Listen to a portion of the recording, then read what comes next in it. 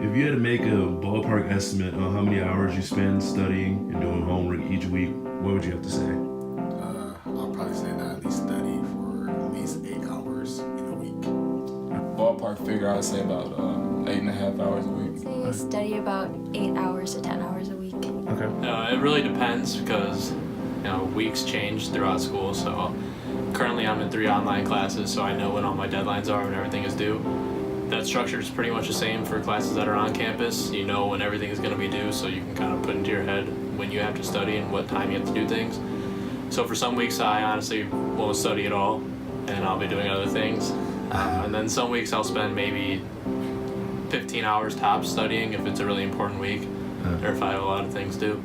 Honestly, I really actually don't study. The only class I study for is human phys, and I would probably say what I study is maybe 2 hours every other day, so 6 hours a week maybe.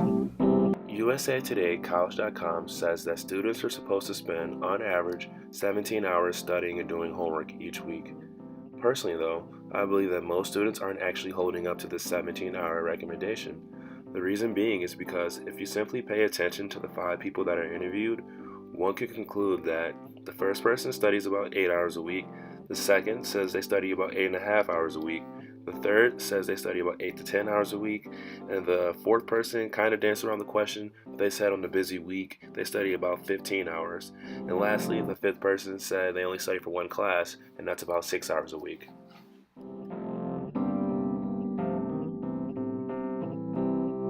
I believe that the social life around college can get in the way or interfere with the actual purpose of college itself.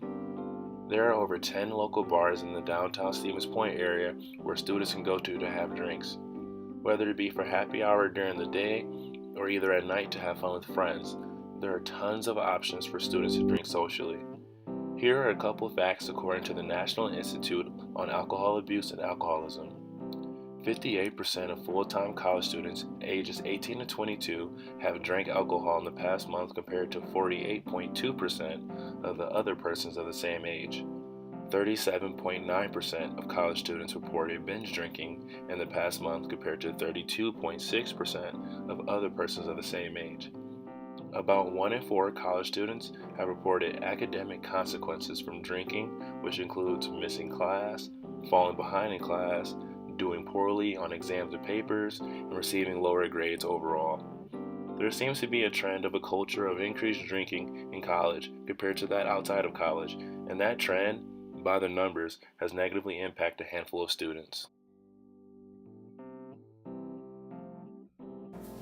Why do you like playing video games, and what about it interests you the most?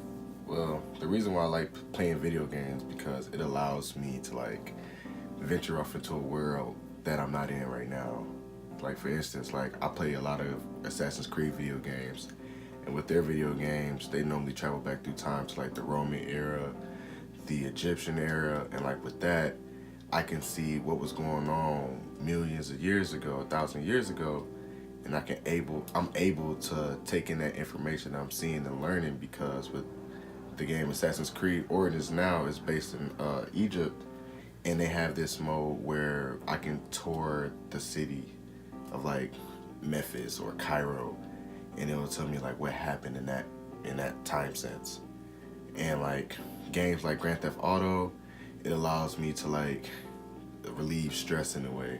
I know the difference between reality and video games, but if I'm feeling super anxious, I can easily just kill a few police or something like that. And with Black Ops or Call of Duty, I can see parts of the war that I wasn't able to see, even though it's fiction. It's not really true most of the time because they have to make all that stuff up. But just the fact that it's World War I, World War II, I can see what these people that's fighting for our country are doing. So it's a real experience that I really like to get indulged in, and it keeps me entertained. So.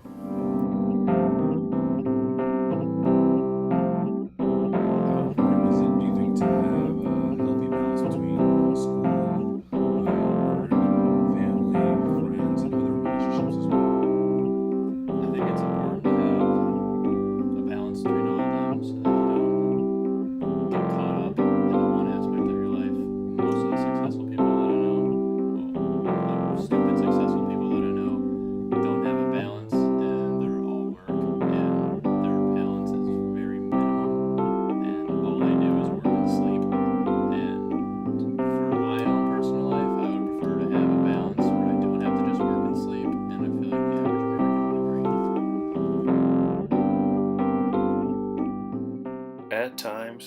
Trying to balance a healthy relationship between your family, friends, work, and one's college studies can seem to be extremely overwhelming.